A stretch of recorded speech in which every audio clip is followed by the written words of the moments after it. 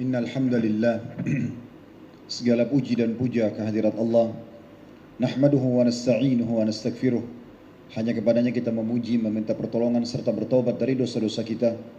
Wa na'udzu billahi min syururi anfusina, dan hanya kepada Allah pula kita meminta agar dijauhkan dari keburukan-keburukan diri kita. Wa min sayyiati a'malina, dan dari segala dosa yang pernah kita lakukan. May yahdihillahu fala mudhillalah. Barang siapa yang telah Allah berikan petunjuk dan hidayah, tidak akan pernah sesat selamanya. Wa may yudlilhu fala hadiyalah. Dan barang siapa yang telah Allah sesatkan, maka tidak akan mendapatkan petunjuk selamanya. Asyhadu an la ilaha illallah wahdahu la syarikalah, wa asyhadu anna Muhammadan abduhu wa rasuluh. Saya bersaksi tiada Tuhan yang berhak disembah kecuali Allah, dan Muhammad benar-benar hamba juga utusannya. Allah mengingatkan dalam kitabnya Al-Quran, Ya ayyuhalladzina amanu taqullaha haqqa tuqatih wa la tamutunna illa wa antum muslimun. Hai sekalian orang-orang yang beriman, bertakwalah, patuh dan tunduklah, sebenar-benar patuh dan tunduk kepada satu-satunya pencipta segala sesuatunya, baik di langit, di bumi, di kedalaman lautan, terjangkau atau tidak terjangkau oleh mata kita, yaitu Allah Subhanahu wa taala. Dan janganlah kalian meninggal dunia kecuali dalam keadaan Islam. Di ayat yang kedua, Allah juga mengingatkan, Ya ayuhan nasu taqu rabbakumul ladzi khalaqakum min nafsin wahidah wa khalaqa minha zawjaha wa batha minhuma rijalan katsiran wa nisaa wattaqullaha alladzi tasaaluna bihi wal arham innallaha kana 'alaikum raqiba.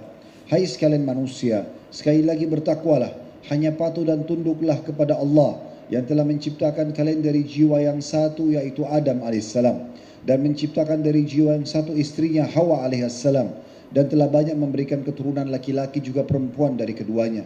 Sekali lagi bertakwalah kepada Allah, tunduklah kepadanya, patuhlah pada peraturan-peraturannya, dan jagalah hubungan silaturahim. Sesungguhnya Allah senantiasa mengawasi kalian.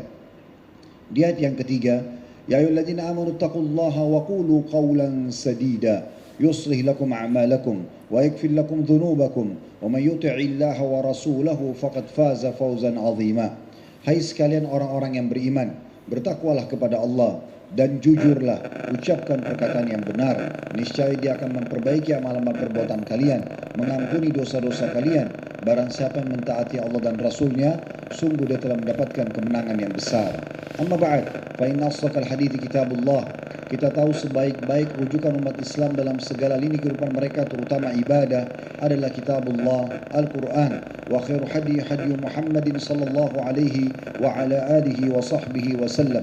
Dan sebaik-baik petunjuk dalam Quran adalah petunjuk Nabi besar Muhammad sallallahu alaihi wa ala alihi wa sahbihi wa sallam.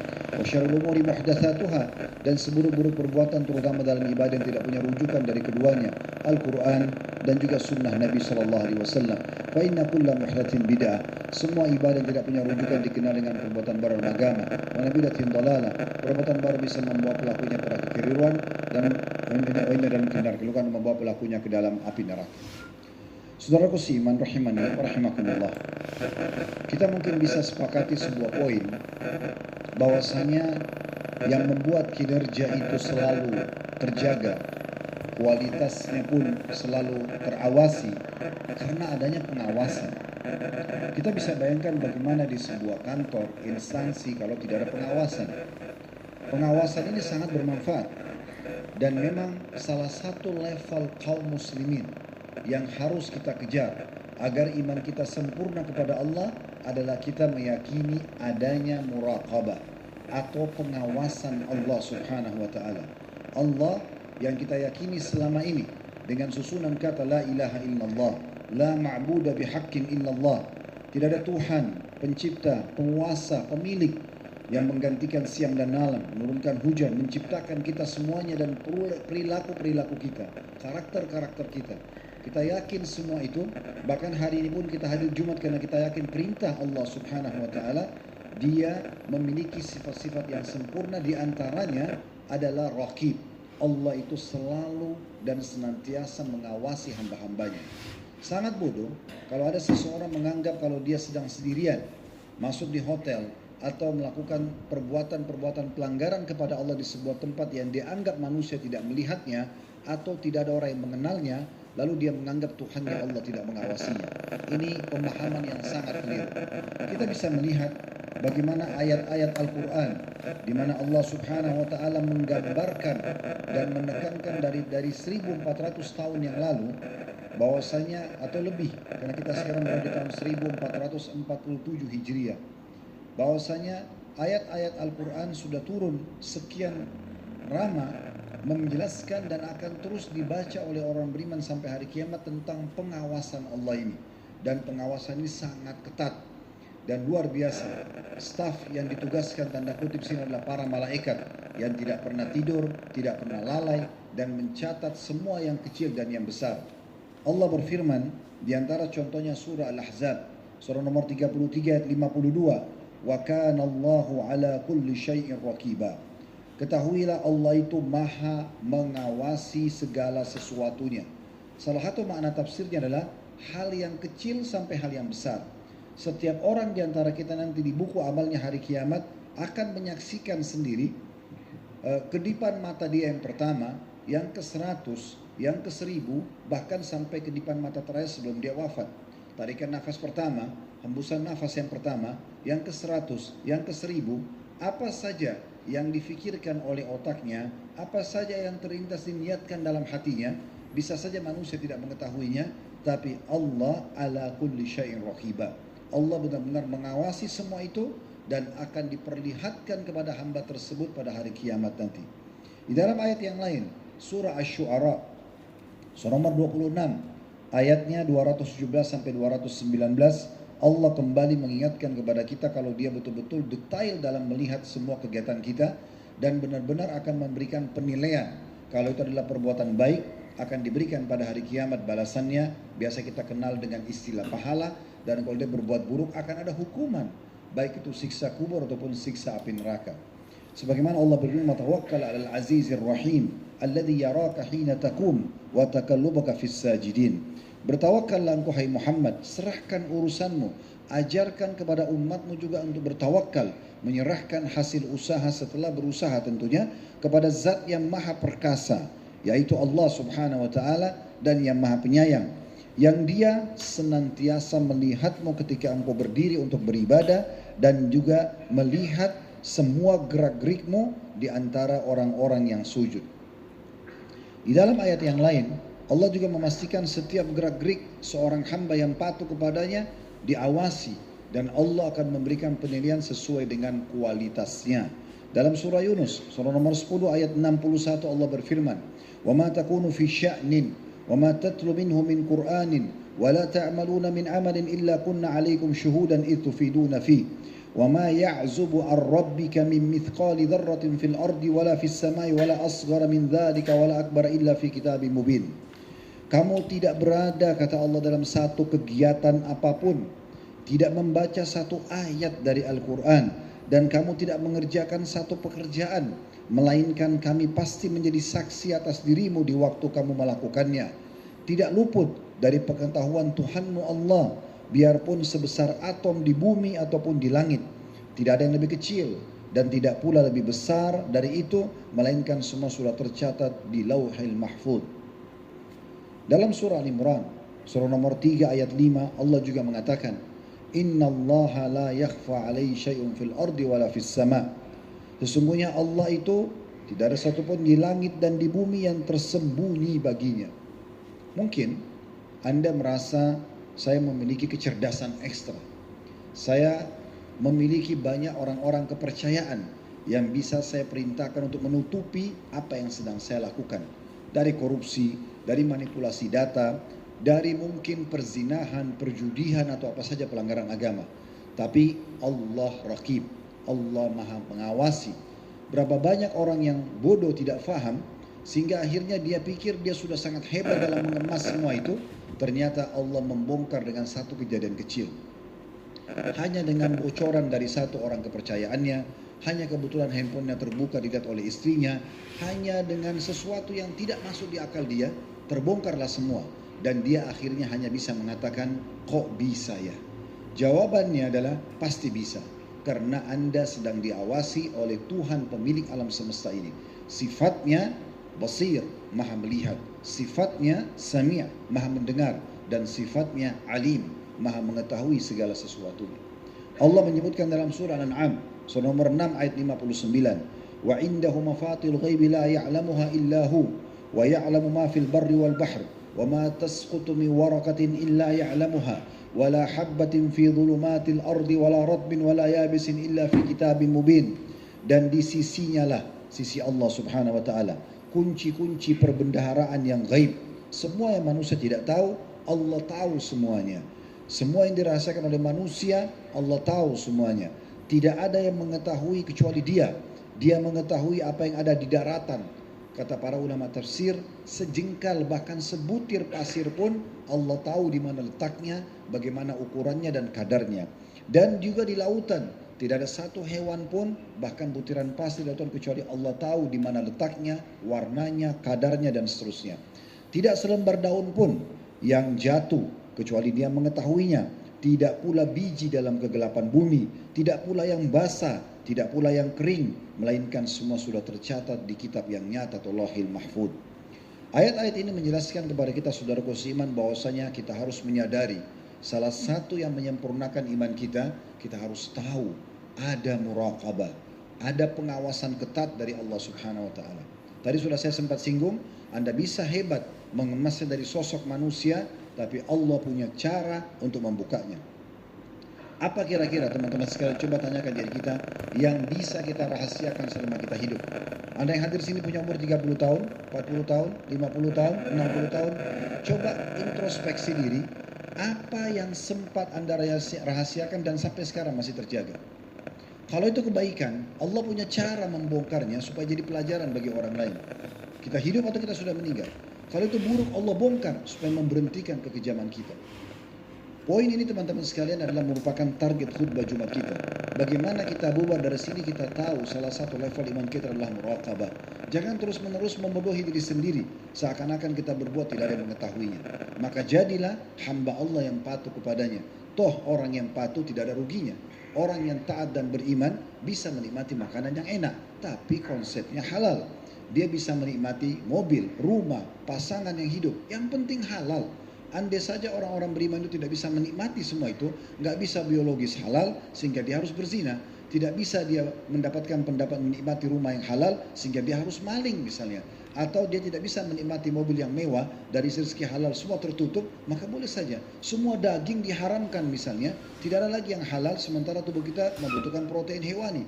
Baru mungkin Anda wajar terjerumus dalam memakan babi misalnya atau hewan yang bertaring. Ini tidak, semuanya bisa kita nikmati asal halal. Dan fahami baik-baik, semua yang halal jauh lebih banyak daripada yang haram. Haram itu sangat sedikit. Pada saat Allah haramkan babi, Allah ganti dengan sapi, kambing, ayam, kelinci dan semua hewan air. Lalu kenapa harus babi?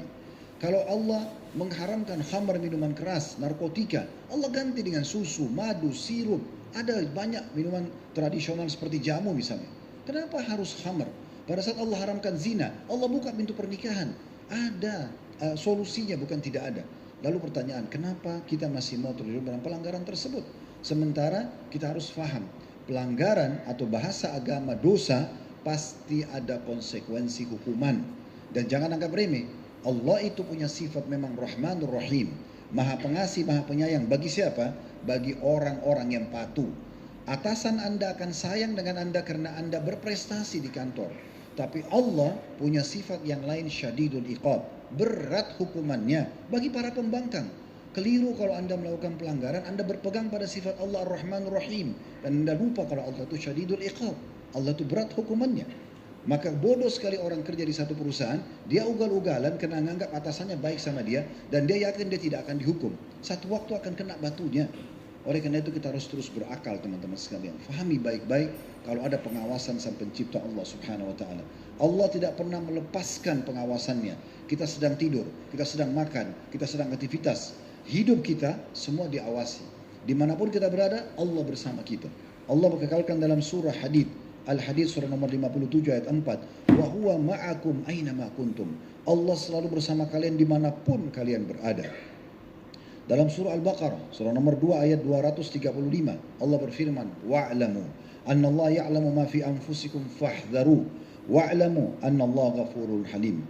Ketahuilah, kata Allah, Maknanya pelajari baik-baik, renungi baik-baik. Bahwasanya Allah mengetahui apa yang ada di dalam hatimu. Maka takutlah kepadanya. Ini Allah ingatkan kepada semua orang beriman. Maka ketahuilah bahwasanya Allah Maha Pengampun dan juga Maha Penyantun.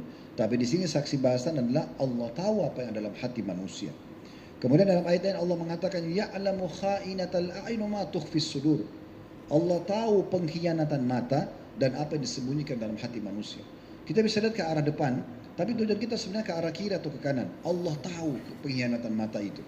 Kita bisa saja mungkin seakan-akan melihat satu tulisan naskah tentang karya ilmiah di handphone kita. Padahal sebenarnya kalau orang sudah pergi, kita menggantinya sebagai tontonan yang haram. Allah tahu itu semuanya. Jangan pernah bodohin diri sendiri menganggap oh tidak apa-apa, tidak ada yang tahu. Dan ingat, semua maksiat konsekuensinya karena dia pelanggaran ada hukumannya. Dan Allah kalau hukum sangat keras hukumannya. Bisa saja Anda bohong sekali, Anda nipu sekali, Allah hilangkan kesehatan Anda 1 bulan. Allah buat rumah tangga Anda kacau setahun. Anda buat anak Anda durhaka. Makanya Sa'id bin Musayyib rahimahullah memperbaiki sholatnya, memperbanyak sedekahnya. Lalu dia berkata pada anaknya, wahai anakku, ini semua aku kerjakan agar Allah menjagamu. Allah akan menjaga apapun di sekitar kita. Istri jadi bakti, anak-anak jadi bakti, pekerjaan jadi baik, orang jadi muliakan kita. Justru karena ketaatan kita kepada Allah. Kapan kita buat pelanggaran walaupun kita rahasiakan, Allah bisa kacaukan semuanya. Dan kita akhirnya hanya mengatakan, kok bisa? Teman-teman sekalian, Nabi SAW sudah mengingatkan salah satu level terbaik juga dalam iman. Kita tahu ada dalam hadis Bukhari, hadis Umar bin Khattab, ada Islam. Itu kalau orang baru masuk Islam, baru syahadat, dia katakan saya Muslim. Kalau dia sudah mulai sempurnakan rukun Islam yang 5 dengan rukun iman yang 6, baru pindah ke level mukmin. Kalau dia sudah menganggap dan yakin sekali Allah itu ada dan selalu mengawasi dia, sehingga dia selalu takut dan khawatir kalau Allah menghukum dia, dan dia yakin dengan janji Allah kalau dia taat Allah akan berikan dia kebahagiaan, tingkatnya namanya ihsan. Apa kata Nabi SAW? An ta'budallaha ka'annaka tarah, fa in lam takun tarah fa innahu yarak. Engkau level ihsan, engkau menyembah Allah seakan-akan engkau melihatnya, dan kalau kau tidak melihatnya, yakinlah dia melihatmu. Kita tutup teman-teman sekalian dengan kisah para salaf. Bagaimana orang-orang terdahulu sebelum kita menerapkan muraqabah ini dalam kehidupan mereka. Dimulai dari seseorang yang bernama Junaid rahimahullah.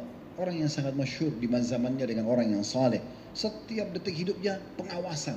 Selalu saja dia berhati-hati. Matanya nggak boleh lihat sembarangan, telinganya diawasi, lisannya diawasi, tangan dan kaki dan kemudian diawasi. Pokoknya kalau Allah bolehkan, baru dikerjakan. Tidak dijauhi, apapun konsekuensinya. Lalu dia menasihatin orang-orang di sekitarnya. Dia mengatakan, waktu ditanya, dengan apa? Murid-murid tanya, dengan apa kita bisa menundukkan pandangan mata kita dari haram? Supaya nggak nonton perempuan yang terbuka auratnya, menonton hal-hal yang haram. Bagaimana caranya kita bisa menundukkan pandangan yang haram? Apalagi ini di masa Junaid belum ada handphone, belum ada teknologi kita sekarang. Bagaimana kalau boleh hidup di masa sekarang? Masa dulu orang kalau mau lihat perempuan, dia keluar dulu, dia cari mana itu perempuan. Sekarang di handphone kita bisa kita lihat segala macam hal.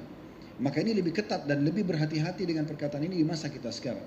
Ditanya bagaimana caranya? Kita bisa turunkan pandangan kita dari haram. Sekarang handphone kita pegang sendiri, di rumah, di mobil dan segala macam. Maka kata beliau, dengan ilmumu, bahwa zat Allah yang melihatmu lebih mendahului dari objek yang kamu tuju. Jadi Allah melihatmu sebelum kau melihat itu. Dan Allah bisa menghukummu sebelum kau menyadari kalau itu sebuah kesalahan. Sufyan ats-Tsauri rahimahullah, seorang ulama tabi'in mengatakan, hendaknya engkau selalu merasa diawasi oleh zat Allah yang segala sesuatu tidak tersembunyi darinya.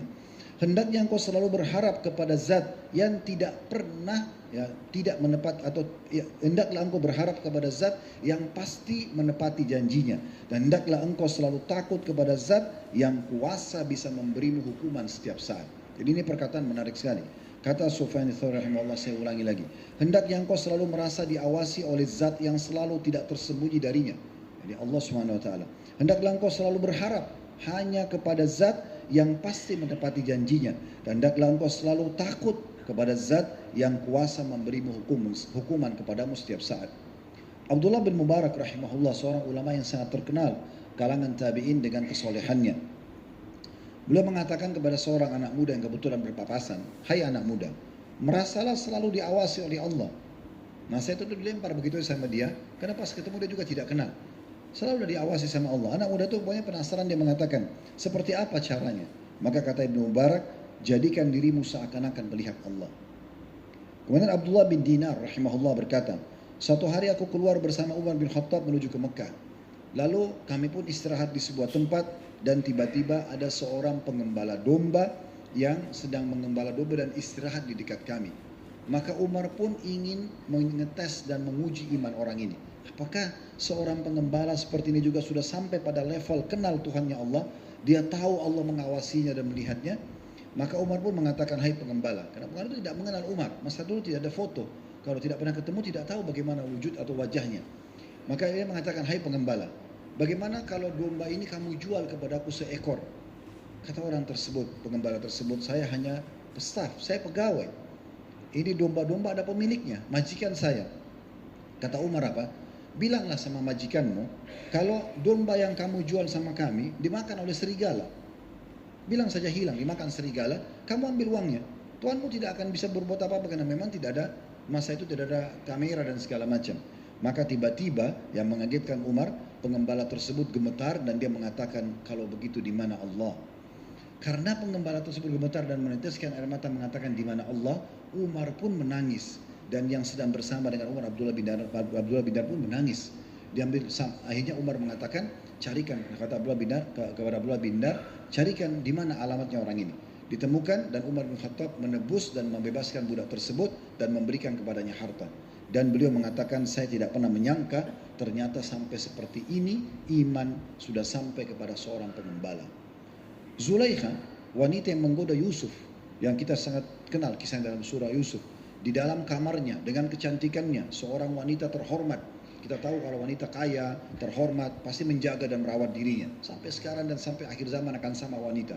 Mereka akan rawat diri dan pasti lebih cantik, lebih wangi dan segala macam.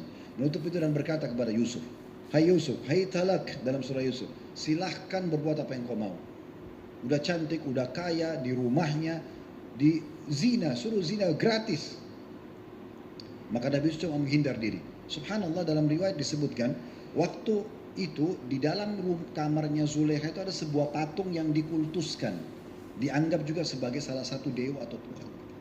Waktu Zulaikha lagi mengejar Yusuf, sambil dia lewat ke patung itu, dia mengambil salah satu baju dia, lalu dia tutup ke muka patungnya karena merasa malu dengan patung yang dianggap Tuhan. Maka Nabi Yusuf sempat berdiri, berhenti dan mengatakan, ada apa denganmu? Apakah kamu malu dari benda mati, sedangkan aku tidak malu dari pengawasan raja yang sebenarnya yang maha perkasa? Maka Yusuf pun terus melarikan diri sampai Zulaikha merobek baju dari belakang dan dalam sampai akhir kisah tentunya. Seorang salaf pernah bersenandung, ini penutupan khutbah kita, dalam syairnya yang sangat masyhur.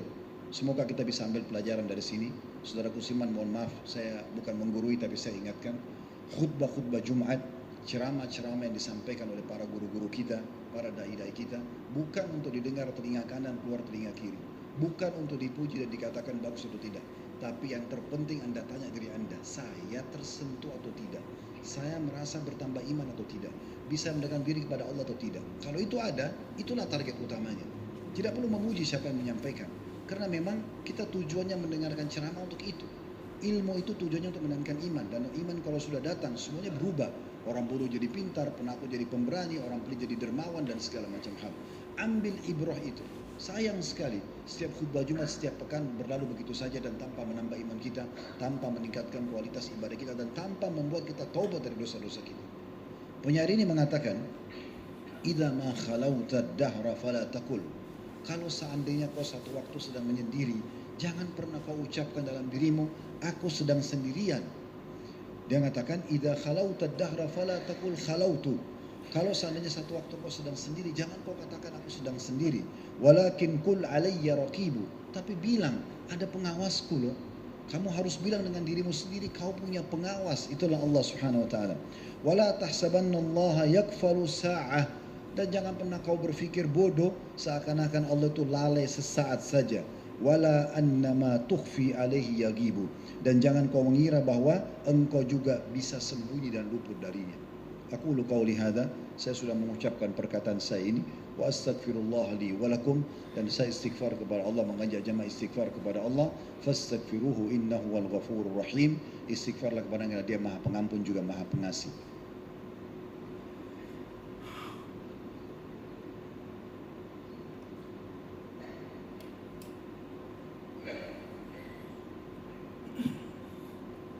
Alhamdulillah, wassalatu wassalamu ala rasulillah. Segala puji dan puja kehadirat Allah subhanahu wa ta'ala, juga salawat dan taslim kepada Nabi besar Muhammad sallallahu alaihi wa ala alihi wa sahbihi wasallam. Hari ini hari Jumat, saudaraku seiman, di mana hari ini adalah hari yang paling mulia. Sebagaimana sabda Nabi sallallahu alaihi wasallam, hari Jumat adalah hari yang terbaik semenjak terbitnya matahari. Dan juga dalam riwayat lain dikatakan pada hari ini Allah ciptakan Adam. Hari ini juga Allah masukkan ke dalam surga. Pada hari ini juga Allah keluarkan dari surga. Dalam riwayat lain juga dikatakan pada hari ini Allah wafatkan. Dan tidak terjadi kiamat kecuali hari Jumat. Dan Nabi SAW mengatakan, perbanyaklah salawat kepadaku di waktu itu. Karena memang salawat kalian akan dihantarkan kepadaku. Lalu para sahabat mengatakan, ya Rasulullah, bagaimana salawat kami dihantarkan kepada anda sementara anda sudah dimakan oleh tanah, sudah wafat? Kata Nabi SAW, sesungguhnya Allah mengharamkan tanah, bumi untuk memakan jasad kami para nabi-nabi. Dan beliau juga mengatakan di hari Jumat karena mulianya, sampai Allah menyiapkan waktu di mana waktu itu mustajab doa. Yang pertama, riwayat menjelaskan pada saat khatib di atas mimbar sampai selesai khutbah. Makanya di khutbah kedua semua khatib pasti berdoa, karena itu adalah salah satu waktu mustajab. Dan riwayat yang kedua mengatakan, kata Nabi SAW, kejarlah waktu mustajab itu selepas asar sampai terbenam matahari. Makanya sebagian salaf selepas sholat asar hari Jumat, mereka selalu mengangkat tangan mereka ke langit berdoa, bahkan ada yang sampai azan maghrib baru mereka berhenti berdoa, karena tahu itu adalah waktu mustajab. Maka mari kita hadirkan fikiran hati kita untuk berdoa kepada Allah subhanahu wa ta'ala. Semoga Allah ijabah doain. Alhamdulillahirabbil alamin. Kami memujimu ya Allah sebagaimana layak dan pantas Engkau dipuji sebagai pencipta. Kami memujimu dengan puji-pujian yang Engkau telah ajarkan kepada para malaikatmu. Engkau ajarkan kepada nabi dan rasulmu. Engkau ajarkan kepada wali-wali dan hamba-hamba pilihanmu. Kami memujimu ya Allah sampai Engkau menerima seluruh amal-amal kami dan memaafkan dosa-dosa kami. Ya Allah, kami juga mengucapkan salam hormat kami kepada utusanmu Nabi besar Muhammad sallallahu alaihi wa alihi wasallam, sebagaimana Engkau telah perintahkan kami mengucapkan salam hormat tersebut.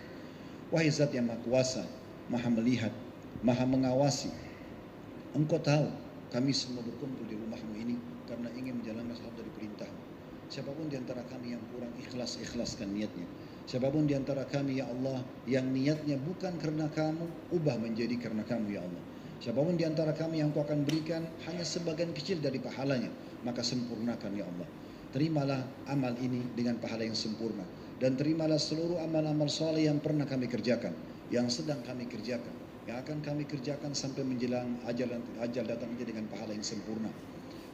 Demikian pula kedua orang tua kami dan seluruh kerabat kami. Ya Allah, maafkanlah dosa-dosa kami, kedua orang tua kami, seluruh kerabat kami, seluruh guru-guru kami, dan bahkan muslimin dan muslimat, mukminin dan mukminat yang hidup dan juga yang sudah meninggal.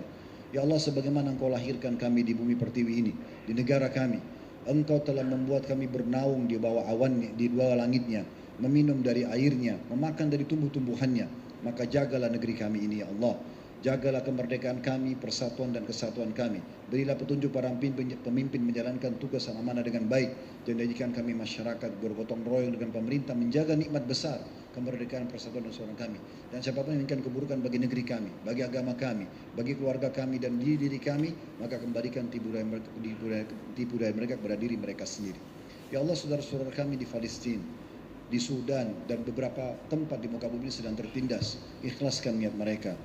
Terima para syuhada mereka, muliakan Islam di tangan mereka dan tangan kami, dan ikut sertakan kami bersama mereka di pahala, baik dengan doa, dengan harta juga dengan jiwa kami. Dan ya Allah, Rabbana atina fid dunya hasanah, berikan kami semua kebaikan di dunia, wa fil akhirati hasanah, semua kebaikan di akhirat, wa qina adzabannar, selamatkan kami dari api neraka, wa adkhilnal jannata ma'al abrar, masukkan kami ke dalam surga bersama orang-orang yang patuh.